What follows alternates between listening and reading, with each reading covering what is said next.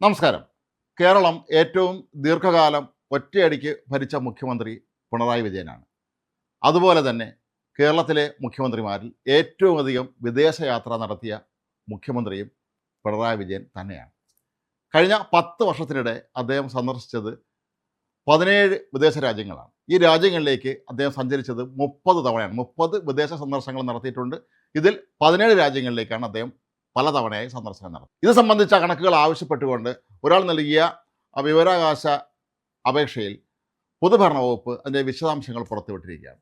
8 വിദേശ സന്ദർശനങ്ങളുടെ മാത്രം വിവരങ്ങളാണ് ഇപ്പോൾ പുറത്തു വന്നിരിക്കുന്നത്. ഇതിൻ്റെ ചെലവ് എന്ന് പറയുന്നത് ഏതാണ്ട് 3/4 കോടിയോളം രൂപയാണ്. ഏതാണ്ട് 74 ലക്ഷത്തിലധികം രൂപയാണ് മുഖ്യമന്ത്രിയുടെ 8 വിദേശ സന്ദർശനത്തിനായി ചെലവഴിച്ചിരിക്കുന്നത്. എന്നാൽ ഇതിലെല്ലാം ഉള്ള അതിവിചിത്രമായ ഒരു കാര്യം, ഇനി മറ്റ് ചെലവുകളുടെ കണക്ക് ലഭിക്കാനുണ്ട് എങ്കിൽ പോലും ഈ 8 രാജ്യങ്ങൾ സന്ദർശിച്ച മുഖ്യമന്ത്രിയുടെ താമസ ചെലവിനെ കുറിച്ചുള്ള ചോദ്യത്തിന് 0 എന്നാണ് പൊതുഭരണ വകുപ്പ് മറുപടി നൽകിയിരിക്കുന്നത്. മുഖ്യമന്ത്രി തനിച്ചായിരുന്നില്ല ഈ വിദേശ രാജ്യങ്ങളിലൊക്കെ തന്നെ പോയത്. എല്ലാ യാത്രകളും അദ്ദേഹത്തിൻ്റെ കുടുംബാംഗങ്ങളൊപ്പം ഉണ്ടായിരുന്നു. ഭാര്യയും മകളും പേരക്കുട്ടിയും എല്ലാം ഉണ്ടായിരുന്നു. മറ്റു ചില യാത്രകളിൽ ഉദ്യോഗസ്ഥ സംഘം, അതുപോലെ മന്ത്രിമാരുണ്ടായിരുന്നു അദ്ദേഹത്തിൻ്റെ കൂടെ. പല വിദേശ രാജ്യങ്ങൾ സന്ദർശിച്ചപ്പോൾ മന്ത്രിമാരും കൂടെ ഉണ്ടായിരുന്നു. ഈ പ്രമുഖരെല്ലാവരും ഉണ്ടായിരുന്നു. ഓരോ രാജ്യത്തും ഒരു സംസ്ഥാനത്തെ മുഖ്യമന്ത്രിയും മന്ത്രിമാരും എത്തുമ്പോൾ അവിടുത്തെ ഇന്ത്യൻ എംബസിയെ വിവരം അറിയിക്കുകയും അവരുമായി ചേർന്നുകൊണ്ടായിരിക്കും പല കാര്യങ്ങളിലും അവിടെ ഒരു നടപടിക്രമങ്ങൾ പൂർത്തിയാക്കുന്നത്. അതായത് ഇവരുടെ താമസം, ഇവരുടെ ഭക്ഷണം, യാത്ര തുടങ്ങിയ കാര്യങ്ങളെല്ലാം തന്നെ അതാത് രാജ്യങ്ങളിലെ ഇന്ത്യൻ എംബസികൾ വളരെ സജീവമായ പങ്ക് തന്നെയാണ് വഹിക്കാറുണ്ടായിരുന്നത്.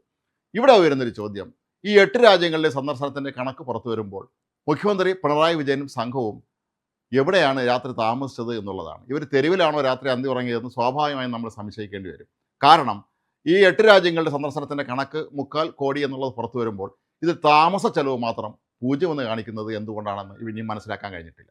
കേരളത്തിലെ ഭരണം മാറി LDFന് പകരം UDF എത്തി എങ്കിൽ പോലും ഉന്നത ഉദ്യോഗസ്ഥ തലത്തിൽ ഇപ്പോഴും ഉള്ളതൊക്കെ തന്നെ പിണറായി സർക്കാരിൻ്റെ കാലത്ത് നിയോഗിക്കപ്പെട്ട ആളുകൾ തന്നെയാണെന്ന് നമുക്കറിയാം. പോലീസ് ഡിപ്പാർട്ട്മെൻറ്റിലാണെങ്കിലും പ്രധാനപ്പെട്ട വകുപ്പുകളിലുമൊക്കെ തന്നെ ഇപ്പോഴും അവിടെ സുപ്രധാന പദവികളിൽ ഇരിക്കുന്നതൊക്കെ തന്നെ പിണറായിയുടെ ആളുകൾ തന്നെയായിരുന്നു. അതുകൊണ്ടാണ് ഇപ്പോഴും ഉള്ളത് പിണറായി പോലീസാണെന്നും മറ്റും പലരും ആരോപണം ഉന്നയിക്കുന്നത്.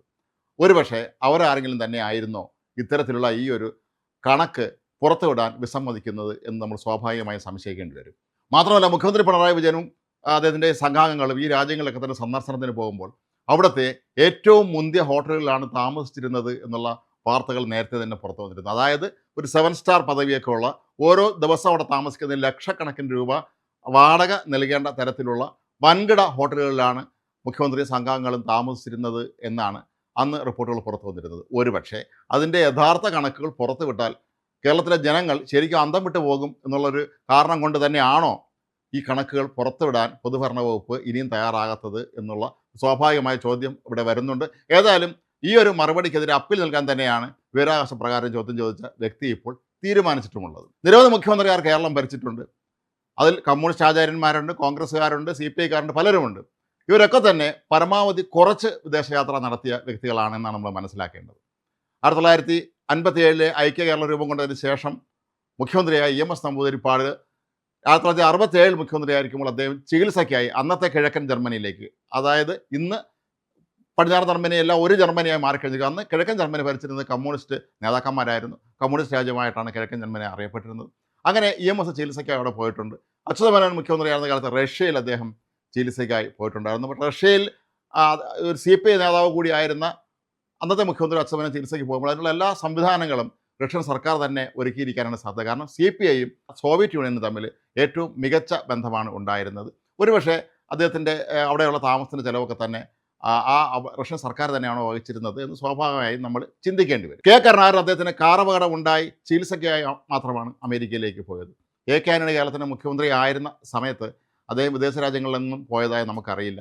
ഉമ്മൻചാണ്ടി അതുപോലെ ലാവോസിൽ നടന്ന ഒരു ഉച്ചകോടിയിൽ പങ്കെടുക്കാൻ വേണ്ടി പോയിട്ടുണ്ടായിരുന്നു. അതുപോലെ ചില ഗൾഫ് രാജ്യങ്ങളിൽ ചില ചടങ്ങുകളിൽ പോയിട്ടുണ്ടെന്നുള്ളതല്ലാതെ അദ്ദേഹം അങ്ങനെ നിരന്തരം വിദേശത്ത് പോകുന്ന ഒരാളായിരുന്നില്ല. VS അച്യുതാനന്ദൻ്റെ കാര്യം നമുക്കറിയാം. അദ്ദേഹം മുഖ്യമന്ത്രി പദവിയിലിരുന്നു കൊണ്ട് വിദേശ രാജ്യങ്ങളിൽ സന്ദർശനം നടത്തിയതായി നമുക്ക് അറിയില്ല. PK വാസുദേവനാരാണെങ്കിലും CH മുഹമ്മദ് ആണെങ്കിലും ഒക്കെ തന്നെ ഈ മുഖ്യമന്ത്രി പദവി ഉപയോഗപ്പെടുത്തിക്കൊണ്ട് വിദേശ രാജ്യങ്ങൾ സന്ദർശിച്ചതായിട്ട് നമുക്ക് അറിയില്ല. അപ്പോൾ ഏതായാലും ഇത് വളരെ പ്രസക്തമായൊരു ചോദ്യമാണ് ഇവിടെ ഇപ്പോൾ ഉയരുന്നത്. 30 രാജ്യങ്ങളിൽ സന്ദർശനം നടത്തി, അത് 10 വർഷം കൊണ്ട് 30 രാജ്യങ്ങളിൽ സന്ദർശനം നടത്തിയ അന്ന് മുഖ്യമന്ത്രിയായിരുന്ന പിണറായി വിജയൻ്റെ 8 രാജ്യങ്ങളിലെ കണക്ക് മാത്രമാണ് ഇത്രയും നാളായിട്ട് ഇപ്പോഴും പൊതുഭരണ വകുപ്പ് പുറത്തുവിട്ടിട്ടുള്ളത്. ഇനി ബാക്കിയുള്ള 22 വിദേശ സന്ദർശനത്തിൻ്റെ കണക്ക് കൂടി നമുക്ക് ലഭിക്കാനുണ്ട്. ഒപ്പം മുഖ്യമന്ത്രി സംഘവും താമസിച്ചിരുന്നത് എവിടെയാണ് എന്നുള്ളതും അതിൻ്റെ ചിലവ് എത്രയാണ് എന്നുള്ളത് സംബന്ധിച്ച കൃത്യമായ കണക്കുകൾ ഇനിയും നമുക്ക് ലഭിക്കേണ്ടതുണ്ട്.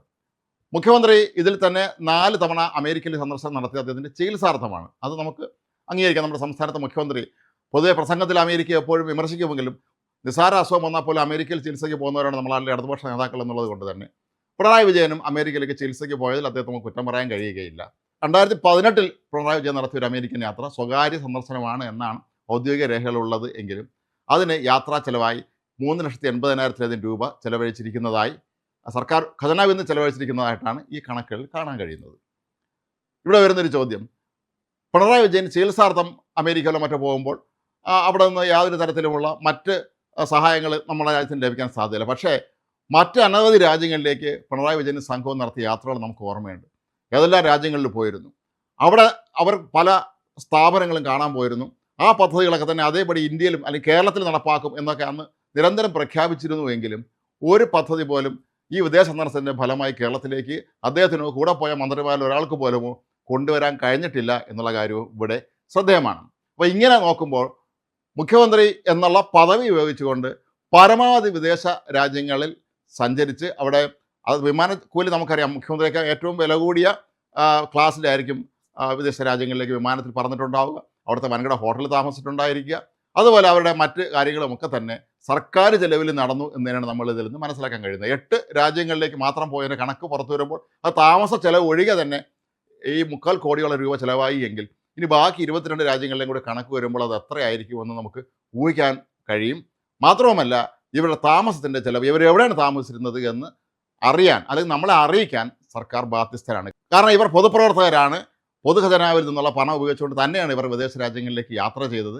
അപ്പോൾ അതുകൊണ്ട് തന്നെ കൃത്യമായ കണക്ക് ജനങ്ങളെ ബോധ്യപ്പെടുത്തേണ്ടതുണ്ട്. ഇവരെവിടെയാണ് താമസിച്ചിരുന്നത് എന്നുള്ളത് എന്തുകൊണ്ട് മറച്ചു വെച്ചു എന്നുള്ള കാര്യവും പുതിയ സർക്കാർ, യുഡിഎഫ് സർക്കാർ കൃത്യമായി അത് അന്വേഷിക്കുകയും അതിന്മേൽ നടപടിയെടുക്കുകയും വേണം.